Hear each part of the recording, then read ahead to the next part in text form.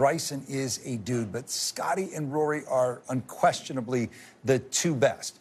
With more on 1 and 2 of the world, we welcome Todd Lewis. T-Lou. Yeah, hi there, Rich. And, of course, Rory McIlroy, at least for the fans on the ground, will be the focal point as he competes in his home country of Northern Ireland. It's been a fulfilling 24 hours for Rory McIlroy, dating to last night when he was honored by the Association of Golf Writers, which is writers that are made up of those in the profession here in Europe. He was named the 2024 Player of the Year. And in case you're wondering, yes, the green jacket did make its way across the Atlantic. He showed up to receive that honor wearing his Masters green jacket. As for today, well, for the first time all week, he saw the player practice area, the driving range. He went there and worked on his game. Now, the last 2 days, he played 18-hole practice rounds.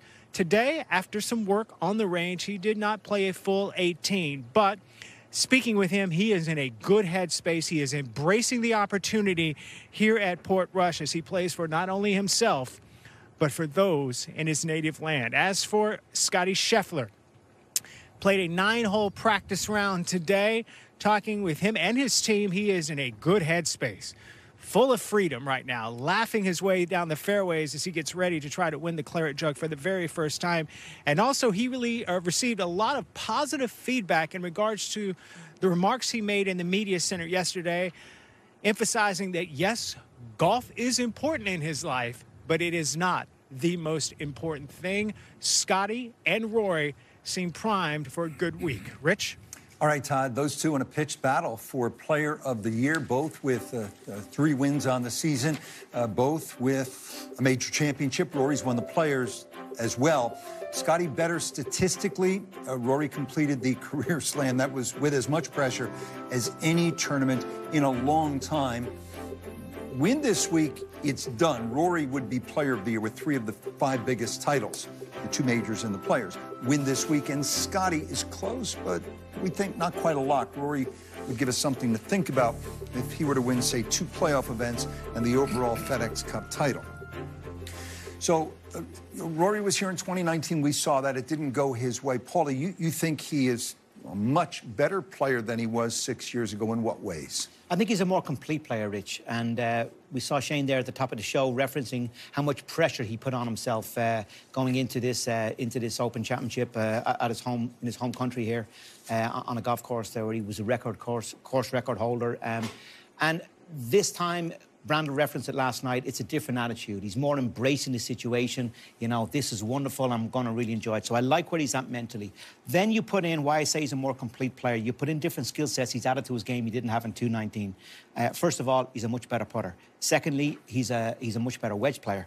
Thirdly, he's got that stinger shot, that ability to take the ball out of the air that he didn't have before. That could be really important in the crosswinds here at Royal Portrush. So there's 3 examples of why people talk about him being a more complete player, and there's no doubt that those 3 were a big factor in him completing the Grand Slam. Yeah, the technical aspects of his game are I would say, improved for sure. And you demonstrated that beautifully. But the other aspects of the game, maybe more nuanced, motivation, mindset, focus. You know, he talks about, and others have talked about, that he climbed his Mount Everest.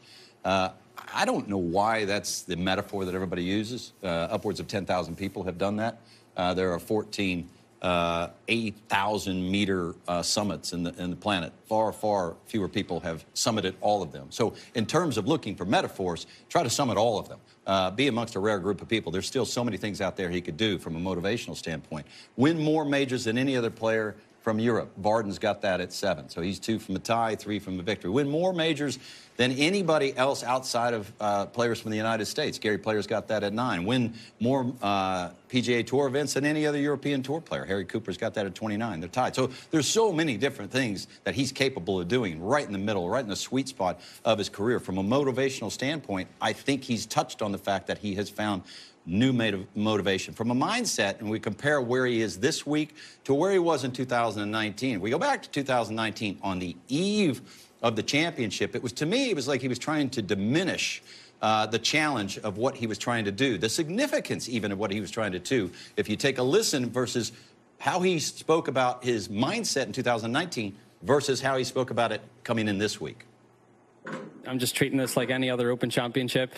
You know, I've played well here the last few years. I've played well on this golf course.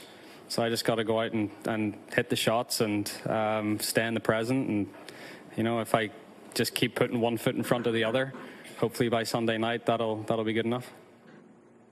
When I was looking at the calendar for 2025, this was the tournament that was probably, I don't know, circled even more so than the Masters for different reasons. So it's lovely to be coming in here already with the major and everything else that's happened this year.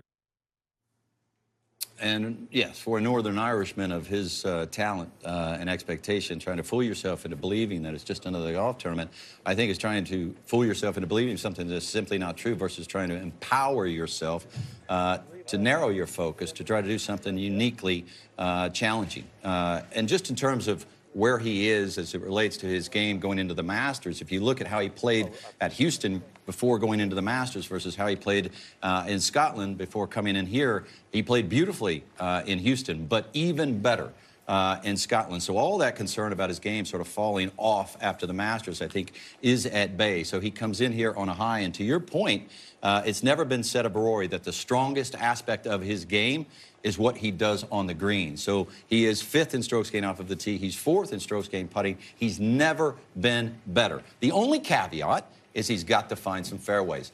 When it comes to finding fairways, there's only 177 players ranked in terms of rough tendency on the PGA Tour.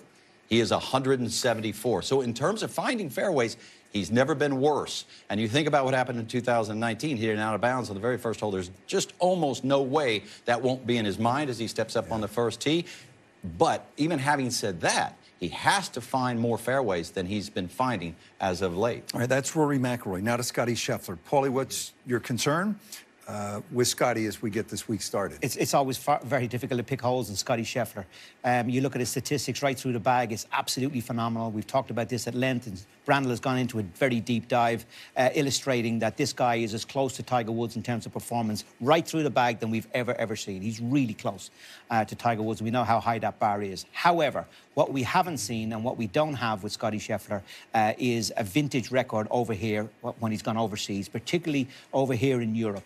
Now, what we do, I referenced this last night in the Ryder Cup. It's no trade secret. I can tell you now. It's been well documented before. But when Americans come over here, one of the things we've always done in Ryder Cups is we slow the greens down. We know Americans are not used to, or do they like slow greens? So we generally have the greens running at 10.5 to 11, which we're allowed to do as the home team.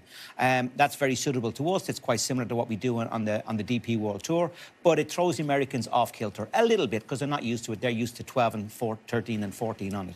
So we slow them down a bit. And if you look at Scottie Scheffler's performance, not just in Scotland last week, which was pretty abysmal, but if you look at his last 3 or 4 Open Championships that he's played, he's ranked down as one of the lowest and one of the worst performers on the greens in the last 3 or 4 years. So it's not often we see him ranked very bottom of something, but putting is one. I'll also throw in the Ryder Cup in over in Italy a couple of years ago, 2022, where he was 0-2-2. And again, you know, putting was not good for him. So he has not got himself equipped for slow greens. Now, what is the adjustment to make? And this is why it's difficult, Rich, is what happens is, in order to hit the ball a certain distance, your mind is telling you it's one thing, and then you hit it and it comes up a little bit short. So what it does is it throws out your rhythm. You try to get the ball to the hole and you start forcing it then. And when you lose your rhythm in putting stroke, that's when you're in trouble. And that's where he's at. And he hasn't made that adjustment yet. Now, that doesn't mean he can't find it or he's working towards it. But at this moment in time, from what we've seen, his putting has not been good enough on these slower greens. Seems bizarre, doesn't it? Slower greens, all you got to do is hit it harder. Seems like an easier thing. I mean, you got a 10-footer on a fast green versus a 20-footer on a fast green. You just hit it harder. 10.5 greens. Stemp meter, that's pretty much what they've been going all the way back to 2020 when he first played in your Open Championship. And you're right, over the last 3 years, he would be of those who made the cut, he would be dead last in strokes gained putting. And I think that's because he's just too timid. He's never been what you would call a great putter. And over the course of his career, I think it's led to him being timid on the greens. There's a stat that I dare say you would not want to lead on the PGA Tour. And sometimes people talk about it. in such a way that you think you would want to lead it. Approach putt performance. Just in theory, it sounds like, yeah, the person who leads it or leaves it close enough to the hole, that's the person who's got the best touch on the PGA Tour. But the best putters tend to be about 100th or 120th in approach putt performance, which is to say they're a little bit more aggressive. So when you look at Scottie Scheffler's approach putt performance over the last 4 or 5 years versus or compared to Denny McCarthy, and if the graphic's not popping up here, I can just tell you that he's been in the top 10 in the last 3 years. 9th this year, 10th last year, 3rd the year before. That tells me he's timid. Compare that to Denny McCarthy, who was 135th this year, 127th a few years ago, 120 before that. Denny McCarthy, by far the best putter on the PGA Tour, and that holds true with almost every great putter. So, to your point, yes, a little bit timid. I just want to add one more point as well, too, and again, this is a little bit more detailed. Fescue grass that we put on this week, when fescue grass gets wet, which it's going to do this week, the water forms on top of it like a tiny little bubble. And that slows them down by a foot even more. So rain on fescue greens is much more of a factor than rain on bent greens. Yeah, and these greens here at Portrush are more fescue dominated than any of the other golf courses that they play at the Open. It's like 75% fescue on these greens. Very smooth. It's a wonderful grass. Yeah, great to putt on. Brandon, the weakness aside, you think it's a matter of time for Scottie at the Open? What do you mean? Yeah, look, I mean, we're being very critical here of by far the best player in the world. As good a player as Rory is, number 2 player in the world, Scottie Scheffler is miles better player than Rory is right now. Miles better. He is 6/10 of a stroke better than Rory is right now. Just to put that into context, J.J. Spawn, his scoring average is 70. He's the 7th ranked scoring average on the PGA Tour. To get to 70.6, so 6/10 of a difference more, you go to Gary Woodland, who's almost 60th. From 70th to 60th. That's how much it separates so quickly, and that's how wide a margin there is. But when I look at Scottie Scheffler and his worst finish in 4 Open Championships is 23rd, his best is 70th, you think, well, it's kind of mediocre. But he almost never plays bad. And when he does play bad, he still manages to finish 4th or 7th. If you look at the best players of all time over the last, say, 60, 65 years, and you look at over the course of their prime careers, their average finish in the Open Championship, I think this will surprise you in spite of the fact that Arnold Palmer played so well in 61 and 61, 62. Over that 20-year span, he averaged almost 20th. Jack Nicklaus, by far the best Open player, 1963 to 80. His average finish was 3rd. But what you see here is almost everybody would have the 50th finish or the 70th finish or miss a cut. Phil Mickelson, as good as he played in that span, his average finish in the Open was right at 50th. Nick Faldo played boring golf. Jack Nicklaus played boring golf. Those are the 2 best players in terms of Open championships. And Lee Trevino, I would add that. And you still look at their records. You look at a Nick Faldo, you look at a Lee Trevino, and you look down at the bottom, Scottie Scheffler's, he's averaged right around 15th in the Open Championship. What I'm saying is, it's not unusual for players to have awkward finishes, 50th place. They get on the wrong side of the draw. They get a bad bounce. None of that seems to happen to Scottie Scheffler because he does play boring golf, like Jack Nicklaus, like Nick Faldo. So over the next 10, 15 years, it seems it's hard to imagine him not winning 2, 3 Open championships. Quickly, you love the horses. So these 2 thoroughbreds, Rory and Scottie Scheffler, at this point, where the race isn't finished, who has his nose out front in the Player of the Year race, Paulie?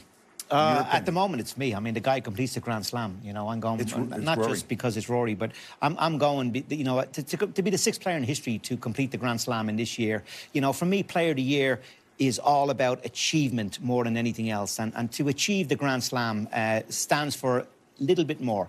But the race is not run yet because we have this major championship, FedEx to a lesser extent, but the Ryder Cup as well. Those 2 things will be factors for me before we come to a conclusion. Scottie Scheffler's had the better year. Rory's had the more memorable year. And I'll put that in context. In 1950, Ben Hogan won 1 tournament. He won the U.S. Open. Sam Snead won 11 tournaments. Sam Snead had the better year. Ben Hogan got Player of the Year. We still talk about what Ben Hogan did in 1950, but Sam Snead had the better year. It's just the more memorable thing that Rory has achieved. But Rory won the Masters and the Players. And the Grand Slam. Yes, I hear also the leadership I hear role. all that. The leadership role that either of them is going to play in a winning team in the Ryder Cup will be a determinant. I'm not saying Rory hasn't had an extraordinary year, but Scottie's had the better year. statistically he's had the better year. But which tournaments would you rather have won? The Masters and the Slam, the Players, Pebble Beach, or no disrespect, or Dallas to Byron Nelson? He won the Slam because of a body of work over the course of his career. But if you're looking at the year, it's not even close. Scottie Scheffler by far has had the better year. Who's going to have the better week this week? I like where Rory's at. I think he's going to contend. I think both players will contend. I really do. I think both of them are primed for top tens and maybe better and maybe even wins. I really do. I think both of them are in good places.